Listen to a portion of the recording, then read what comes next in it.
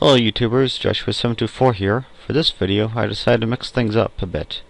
I'm not sure if I'll do this more often, but due to the circumstances happening in the past month, I'm feeling rather lethargic today, but I still wanted to do something for my subscribers.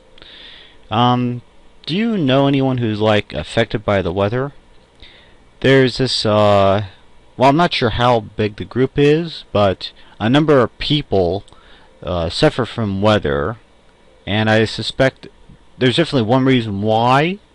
I'll touch on the other reason, but because it affects animals more than it does people, it might not be considered a human ailment. When there's a change in weather, obviously the barometric pressure goes up or down, and there are a whole lot of people who are affected by that. I happen to be one of them, and so are a couple of people in my family. It's not something that we can control with medications. Well, I imagine that aspirin can help with the headaches, but otherwise you just have to bear it and go through your day.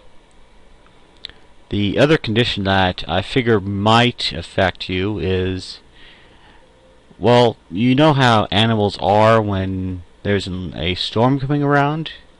Something about the I guess static electricity coming from the storm can cause certain animals to go wild. Obviously we know it happens to animals, but part of me thinks that it might happen to people as well. I just don't have any evidence to prove that, but it's a interesting theory. I've had some other things going on as well, like computer problems.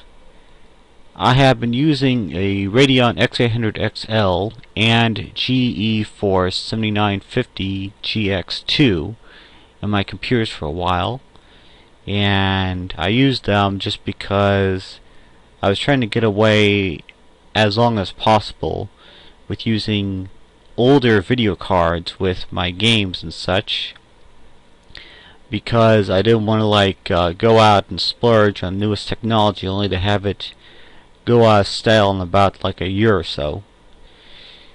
But there are certain things about a video card that you just can't fake. That would be DirectX 11, Shader 5, and OpenGL 4. I imagine some of those you might, but Shader 5, well, it actually goes as far back as Shader 3. That if you had Shader 2 card or Shader 1 card, I think, you could fake Shader 1 or 2 technology, but you couldn't fake Shader 3. I mean, there was software to try to do it, but it would make your games work rather clunkily, if that's the right word. But bottom line, I found myself in the position that I could fake everything else to get my computer to work except for the video card technology.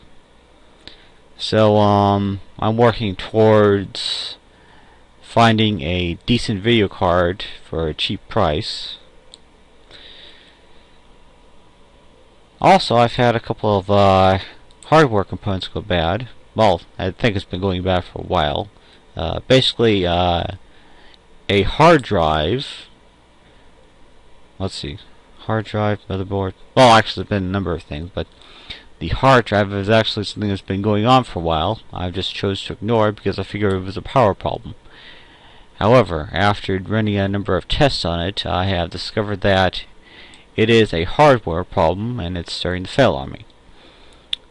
It's hard to describe what it is, but think of the click of death, except that the hard drive is still able to read the platters. It just sounds like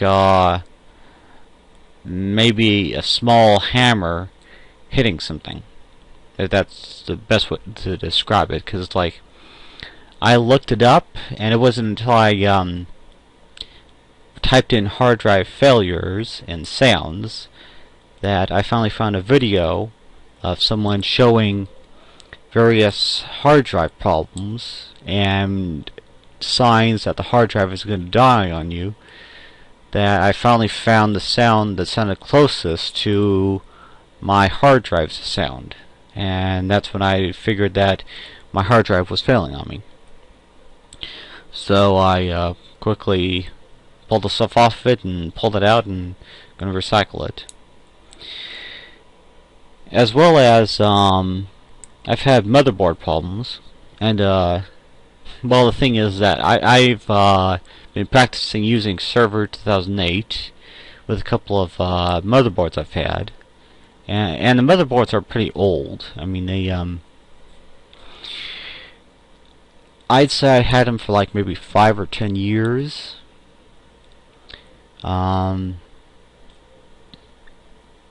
pretty much that long. They're still working pretty good. I'm not sure if I put... Maybe I put like XP on them. Maybe, I don't know about Windows 7. But they hold Server 2008 pretty well. So I've just been babying them up to this point. Mind you, that's only getting so far because one of the motherboards, I started getting a BIOS problem, but I knew because it was an Intel, there were some jumpers I could set to reset the BIOS and clear the CMOS. That is BIOS and CMOS. Basically, it's a jumper setting on the motherboard for each of them. I believe the BIOS has an option for... Actually, I'm not sure which one does which. I just know that one is a recovery mode, the other is a reset mode. And you just have to jumper them and turn on the computer, let it go through its process, then shut it down, and jumper the other one and do that, and your motherboard has a chance of coming back. Well, the motherboard that had this, the jumper setting for one was there. However, the jumper setting for the other was not. But where it was printed on the motherboard to show where the jumper was, that was there, as well as the soldering points, so that told me it was on the motherboard. Whoever made the motherboard just didn't implement it. So I went out to my junk electronics, pull out a card that was obsolete, pulled off some of the wiring on it, and just soldered it in place and managed to create a jumper for the other setting. And that was able to help it recover completely. I just have to do it every now and then to get the motherboard waking up again so that it will continue working as a file server. And that's the thing. I imagine that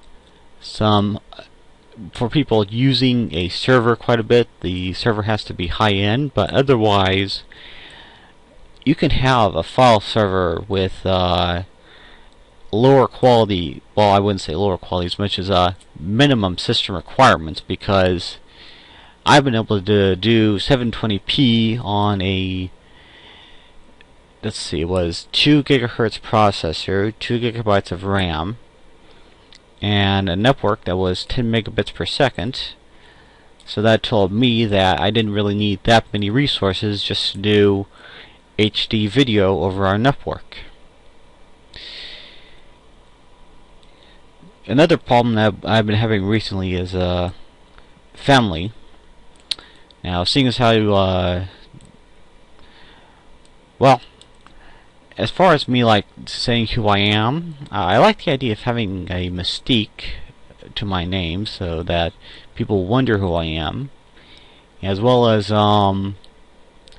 until this actually like gets somewhere, kind of like the idea of having a little privacy. That may change once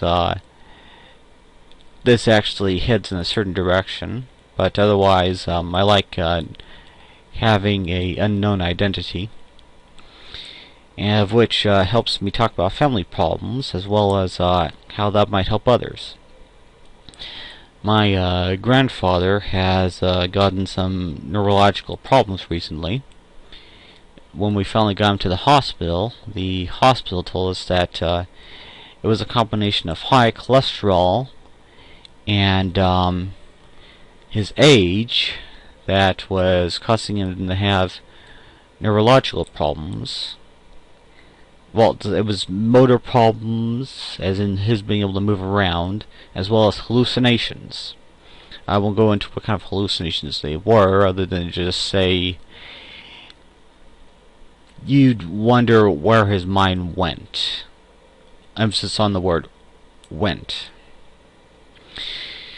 Bottom line, it's something that happens when you have high cholesterol and you're very old. I imagine maybe you're in your 70s or 80s, so you don't have to like worry about it, I guess, if you're in your 50s or 60s, but for your grandparents, that's obviously something to deal with. Unfortunately, we didn't know until recently that it's been going on for like 6 months. So we've just been having to figure out what we're going to do with it recently. Also, I've gotten some new equipment. I work at this community outreach where I made friends with the person there who's like in charge of fixing things up, make sure things work, and I've made a deal with him in that I can have a first come first served basis in terms of any electronics that come by. The things that have become of use were a couple of Xboxes that I was trying to convert to media centers, but because they were the first generation Xboxes, I wasn't able to get too far with them.